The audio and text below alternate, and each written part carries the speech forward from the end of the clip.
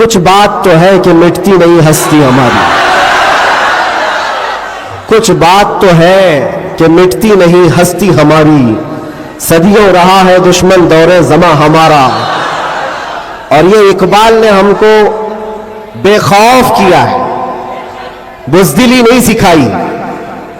اور خاص طور پر علماء اسلام اور طلباء اسلام یہاں موجود ہیں، یہ کوئی نئی بات نہیں ہے جو کچھ ہم آج دیکھ رہے ہیں، یہ ہماری پرمپرا چلی ہے اور دستور ایسا ہی چلا ہے۔ باطل سے ڈرنے والے آسماں نہیں ہے ہم، 100 بار کر چکا ہے تو امتحان ہمارا، اور توحید کی امانت سینوں میں ہے ہمارے، آسان نہیں مٹانا نام و نشاں ہمارا، آسان نہیں مٹانا نام و نشاں ہمارا۔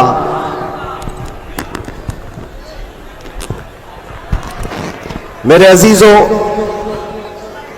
ہم اپنی طاقت کے بل بوتے، اپنے منصب اور اپنے عہدے کے بل بوتے اتنی بڑی باتیں نہیں کرتے، ہم جو بات کرتے ہیں وہ ایمانی طاقت کے بل بوتے، اس لیے کہ ہمیں ہمارے بزرگوں نے سکھایا ہے۔ آپ کی نالج کے لیے میرے اساتذہ کے بارگاہ میں میں یہ عرض کروں گا، ایک لمبے گیپ کے بعد تقریباً 10 مہینے ہو گئے میں جلسے جلوس نہیں کیا، 8 مہینے تو اندر تھا، اور 10 مہینے کے بعد میں پرسوں پہلا جلسہ کیا، اور اسٹیج کا پہلا جلسہ کیا، اور وہ بھی گجرات میں کیا۔ سبحان اللہ، سبحان اللہ۔ اور کوئی ڈھکی چھپی بات نہیں ہے کہ چھپ کر کے چوری سے کیا۔ میرے عزیزوں، یہ میرے لیے اللہ تبارک و تعالیٰ کا انعام بھی ہے، اور تاریخی یہ سچائیاں ہیں۔ اسلام کو تم جہاں سے روکنا چاہتے ہو وہیں سے یہ پھیلتا بھی ہے۔ آج جا کر کے دیکھو، یورپ، امریکہ، سب سے کثرت سے وہاں پر اگر کوئی دین پھیل رہا ہے تو اسلام ہے۔ اس کی وجہ کیا ہے؟ اس کی وجہ بھی یہی ہے، اسلام کی فطرت میں قدرت نے وہ لچک دی ہے، جتنا ہی دباؤ گے اتنا ہی وہ ابھرے گا۔ سبحان اللہ، سبحان اللہ۔ اللہ کی بارگاہ میں یہ دعا بھی کرتا تھا کہ ہمارے دینی کاموں پر کوئی فرق نہ پڑے۔ رب تبارک و تعالیٰ نے میرے لیے جو میدان کشادہ فرمایا، میں نے ابھی 3 دن پہلے کے جلسے میں یہ بظاہر، ویسے تو سب ڈرتے ہیں ابھی، علماء بھی اور خاص طور پر میرے اساتذہ سب اس بات سے تھوڑے بہت اپنے اندر سہمتے ہوئے مجھے لے کر کے، میری سیکیورٹی کو لے کر کے، لیکن میرے عزیزوں، جو بولنے کے لیے اللہ نے مجھے زبان امانت میں دیا ہے، وہ جان بچانے کے لیے نہیں، دین بچانے کے لیے۔ کیا بات ہے، کیا بات ہے۔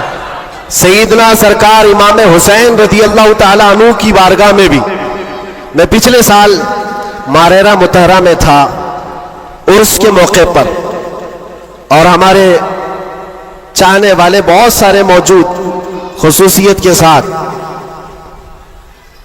مقرر شہیر سید امین صاحب مجھ سے کہہ رہے تھے، آپ کو لے کر کے ہم بہت زیادہ خوفزدہ رہتے ہیں، ڈرتے ہیں، بہت زیادہ ڈرتے ہیں کہ آپ کا ہونا بہت ضروری ہے قوم کے لیے، نوجوانوں کے لیے۔ اس وقت میں نے یہ بات عرض کی تھی، سیدنا سرکار امام حسین کا امت میں ہونا کتنا ضروری تھا، واہ واہ۔ ان سے بڑھ کر کے تو کوئی ضروری تھا نہیں، باوجود اس کے سیدنا امام حسین نے عظیمت کا راستہ اختیار کیا اور کربلا کے میدان میں پہنچ گئے۔ میں یہ بات یہاں پر چھیڑا اس لیے کہ میں نے 3 دن قبل یہ بات بھی کہی تھی، مجھے ٹانٹ مار کر کے، تانا مار کر کے کچھ لوگوں نے بار بار یہ پوچھا تھا، اندر بھی باہر بھی، کہ کیسا لگا اندر کا ماحول، واپس آؤ گے گجرات، دوبارہ آؤ گے گجرات؟ میں اس وقت یہ کہا تھا، ہم ان کی نسل میں ہیں جو کیسر و کسرا سے بھی نہیں ڈرتے۔ کیا بات ہے، واہ واہ، واہ واہ واہ۔ آپ کو پتہ ہے، آپ کو پتہ ہے، اللہ تبارک و تعالیٰ کی یہ زمین، یہ رب ذوالجلال کی وسیع و عریض زمین جس کو ہم نے ایک ہی جملے میں یوں کہا تھا، پائے مرا لنگ نیس زمین خدا تنگ کیا نیس. بات ہے، واہ واہ، سبحان ابھی اللہ. تک تو اللہ نے مجھے لنگڑا نہیں کیا ہے، اور جب تک پاؤں سلامت ہے ہر زمین پر جائیں گے. اور کوئی بھی غیر قانونی کام اگر ہم کر رہے ہوں تو ڈرنا چاہیے.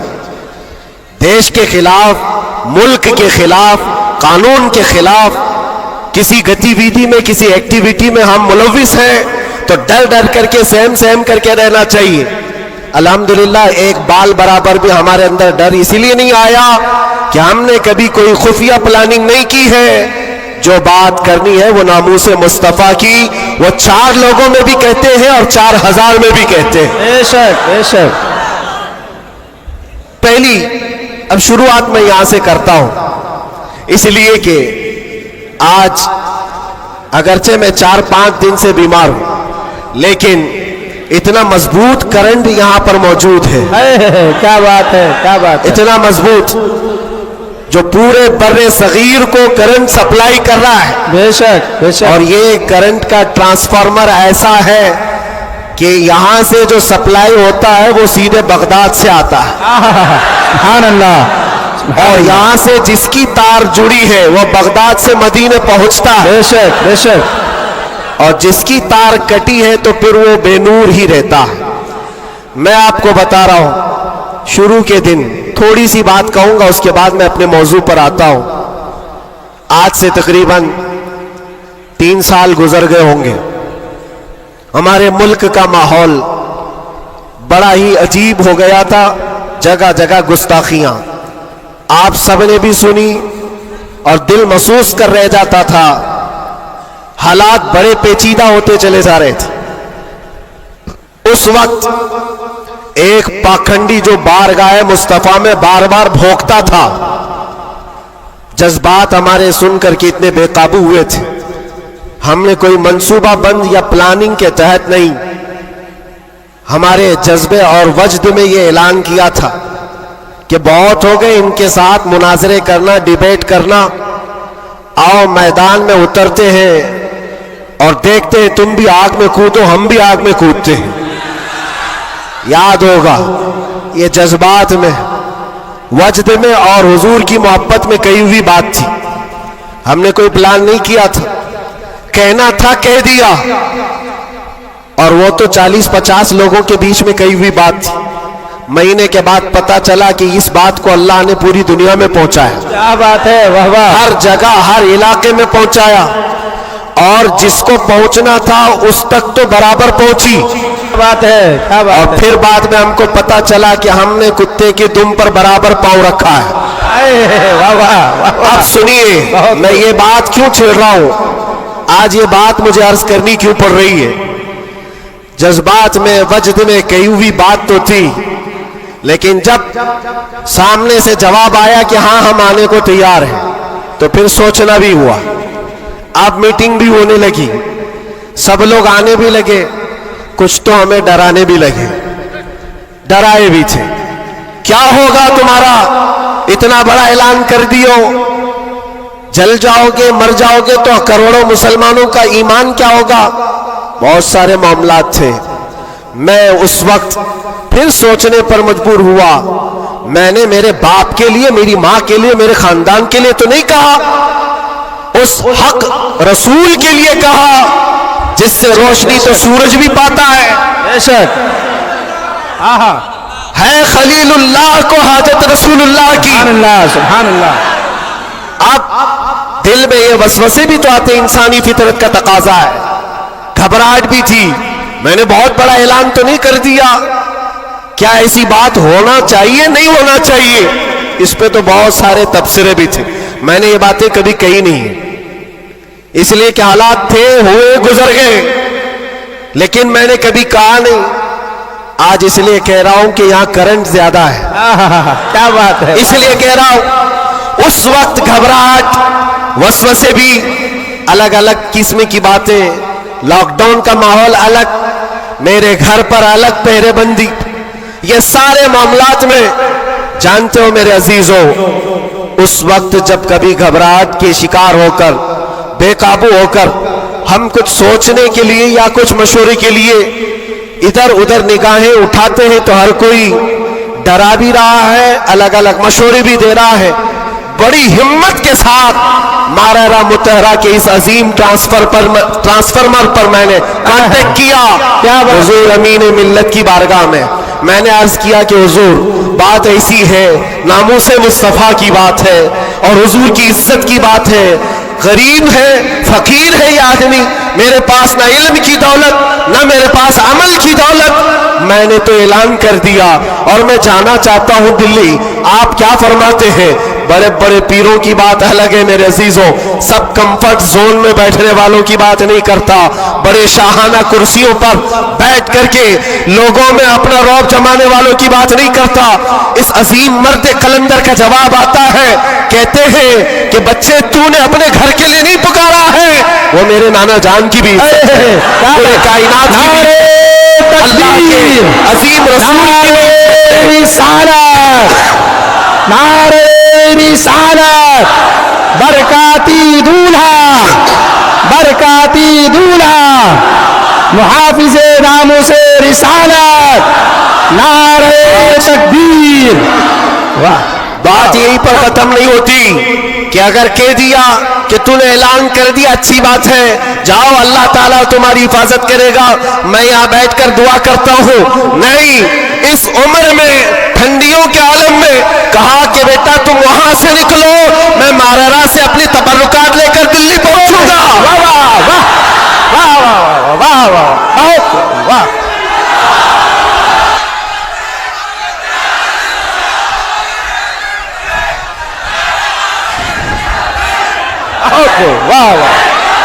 سبحان اللہ، سبحان اللہ.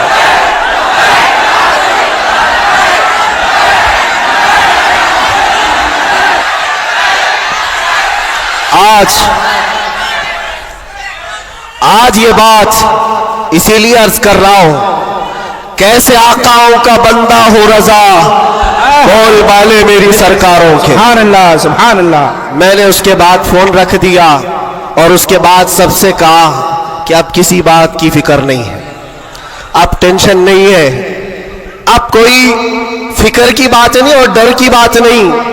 پھر کہاں سے کس طرح کے تبصرے آئے مجھے آج وہ یاد بھی نہیں ہے، لیکن اتنی بات یاد ہے کہ اس وقت میرے ساتھ کوئی ایک عظیم شخصیت کھڑی تھی، ہم تو انتظار میں تھے اور گئے بھی تھے، لیکن تاریخ سب کو پتا ہے. میں اپنی تعریف کے لیے نہیں دہراتا یہ بات، میں اپنی بڑائی کے لیے نہیں دہراتا یہ بات، لیکن یہ حقانیت کو ثابت کرنے کے لیے میں کہتا ہوں. میں کیا، ہمارے محلے کا 8 سال کا بچہ بھی اٹھ کر کے اعلان کرے میرا رب اس کی مدد فرمائے. بے شک. کیوں؟ اس لیے کہ وہ ناموس مصطفیٰ کی بات کر رہا ہے، وہ عزت رسول کی بات کر رہا ہے. عزیزان گرامی وقار، یہی بات حضرت نے یہ فرمایا تھا کہ جلسوں میں ساتھ میں رہنا، ہاں مقرر ہے یا پھر دیگر ماحول ہے، تو حضرت نے ایک جملہ ابھی 2 دن قبل فرمایا تھا کہ میٹھا میٹھا ہپ ہپ کڑوا کڑوا تھو تھو یہ تو نہیں ہو سکتا. یہ اشارہ اس بات پر ہے میرے عزیزوں، اے سنیوں، حضور کی محبت کی بات کرتے ہو تو صرف حضور کی محبت حلوہ پراٹھا کھانے سے نہیں ہوتی، ارے اس میں تو نیزے بھی کھانے پڑتے ہیں، تلواروں کی سائے میں نمازیں بھی ادا کی جاتی ہیں. بے شک. یہ شہادت گئے الفت میں ہے قدم رکھنا. لوگ آسان سمجھتے ہیں مسلمان ہونا. میں یہ بھی نہیں کہتا کہ میں بہت بڑی تکلیف اٹھا کر کے آیا ہوں، نہیں.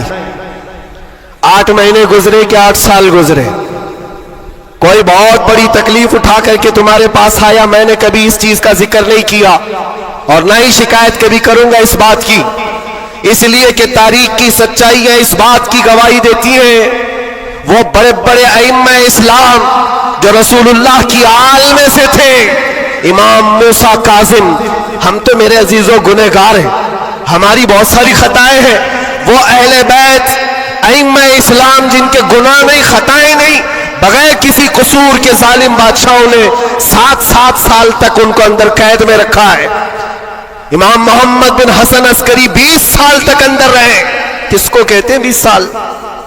پوری لائف گزر گئی. امام موسیٰ کاظم 7 سال کے بعد اندر زہر دے کر کے مارا گیا اور وہیں سے جیل سے جنازہ بھی نکلا. ان کی قربانیوں پر ہم کہاں لگتے ہیں؟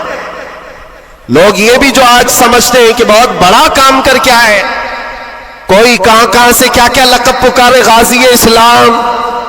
نہ میرے عزیزوں, ابھی تو ہم خادم اسلام نہیں بن سکے. غازی اسلام تو بہت بڑی بات ہے, اور ہم اس بات کو آپ کے سامنے بار بار دہراتے اس لیے ہیں کہ آج سنیوں کو ہو کیا گیا ہے, چھوٹی سی چیز کو لے کر بہت بڑا سمجھنے لگ جاتے ہیں, بہت بڑا سمجھنے لگتے ہیں. یہ ابتدائے عشق ہے, آگے دیکھو ہوتا ہے کیا کیا. ستاروں سے آگے جہاں اور بھی ہے. تمہاری ابھی آزمائش آئی کہاں؟ ہمیں ابھی آزمایا کہاں گیا ہے؟ قرآن تو یہ کہتا ہے کہ ام حسبتم ان تدخلوا الجنة ولما يأتكم مثل الذين خلوا من قبلكم مستهم البأساء والضراء وزلزلوا حتى يقول الرسول والذين آمنوا معه متى نصر الله ألا إن نصر الله قريب. رب تعالیٰ فرماتا ہے کیا تم یہ سوچ کر بیٹھے ہو کہ تم سیدھے جنت میں چلے جاؤ گے اور تم کو ویسی تکلیفیں نہیں آئیں گی جیسے پہلے والوں کو آئی تھی؟ اور کیسی آئی تھی؟ قرآن کہتا ہے وہ زلزلو, انہیں ہلا دیا گیا تھا. یہاں تک کہ رسول پاک نے اور ایمان والوں نے یہ کہنا شروع کیا اللہ کی مدد کب آئے گی؟ پھر رب تعالیٰ فرماتا آگاہ ہو جاؤ اللہ کی مدد قریب ہے. ہماری آزمائشیں کہاں آئی ہیں میرے عزیزوں؟ کون سی تکلیفیں, کون سی مصیبتیں؟ علماء اسلام کو آج اللہ تبارک و تعالیٰ نے ٹھاٹ باٹ سے رکھا ہے. ہر طرح کی سہولیات تمہیں آج ملی ہوئی ہے. کون سی نعمت کی کمی مولا نے دی ہے؟ ہر چیز تم قدم باہر نکالو کہ ساری سہولیات تمہارا استقبال کر رہی ہے. ہم یہاں اے سی میں دن رات گزارنے والے ہیں, قالینوں پر سجدے کرنے والے ہیں, اور مرغ مسلم ہر دن کھانے والے ہیں.